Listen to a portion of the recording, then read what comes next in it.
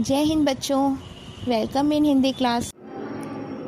बच्चों, आज मैं आप सबको हिंदी नवनीत का एक बूंद कविता पढ़ाऊंगी। यह महान कवि अयोध्या सिंह उपाध्याय हरिऔध द्वारा रचित है। इस कविता की भाषा शैली अत्यंत सरल है। बारिश की बूंदों से प्रेरणा लेकर मनुष्य बहुत कुछ कर सकता है। इस कविता का सार यही है। बच्चों, अब मैं आप सबको इस कविता का भावार्थ समझाऊंगी। इन पंक्तियों के माध्यम से कवि एक बूंद की व्याख्या कर रहे हैं। ज्यों निकलकर बादलों की गोद से थी अभी एक बूंद कुछ आगे बढ़ी, सोचने फिर यही जी में लगी, आह क्यों घर छोड़कर मैं यूं कढ़ी। अर्थात इन पंक्तियों के माध्यम से कवि कह रहे हैं कि जैसे ही बादलों की गोद से बारिश की बूंदें निकलकर आगे बढ़ती हैं तो उनके मन में यह प्रश्न उठता है कि क्यों वह अपने घर को छोड़कर निकली हैं।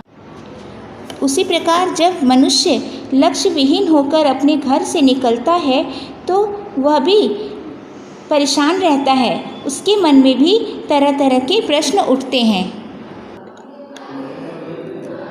देव मेरे भाग्य में है क्या बदा, मैं बचूंगी या मिलूंगी धूल में, या जलूंगी गिर अंगारे पर किसी, चू पड़ूंगी या कमल के फूल में। अर्थात हे प्रभु, पता नहीं मेरे भाग्य में क्या लिखा है।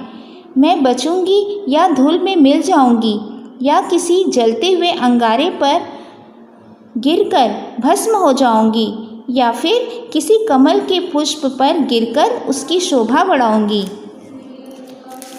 बच्चों, जब तक मनुष्य के मन में तरह तरह के प्रश्न उठते हैं, उसका क्या होगा? वह जीवित रहेगा या मर जाएगा, या अपने लक्ष्य को प्राप्त कर सर्वोच्च शिखर पर पहुंच जाएगा। अगली पंक्तियां हैं। बह गई उस काल एक ऐसी हवा, वह समुंदर की ओर आई अनमनी, एक सुंदर सीप का मुंह था खुला, वह उसी में जा पड़ी मोती बनी।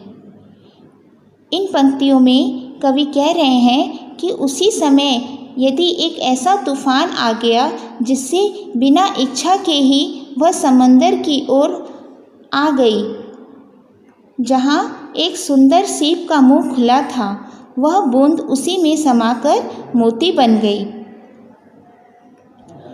बच्चों, ऐसे समय में यदि व्यक्ति को सही मार्गदर्शन मिल जाए तो वह अपने लक्ष्य को प्राप्त कर सकता है। जिस प्रकार मोती सीप में समा जाने पर अपना लक्ष्य प्राप्त कर लेती है। बच्चों, अगली पंक्तियां हैं। लोग यूं ही हैं झिझकते सोचते, जबकि इनको छोड़ना पड़ता है घर, किंतु घर को छोड़कर अक्सर उन्हें बूंद लो कुछ और ही देता है कर। यहाँ व्यक्ति को बूंद के रूप में दर्शाया गया है।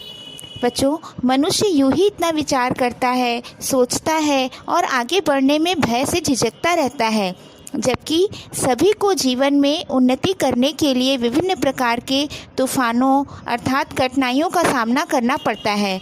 तभी वह संघर्षों से युक्त राह को पार कर सीप में समाता है अर्थात लक्ष्य को प्राप्त करता है।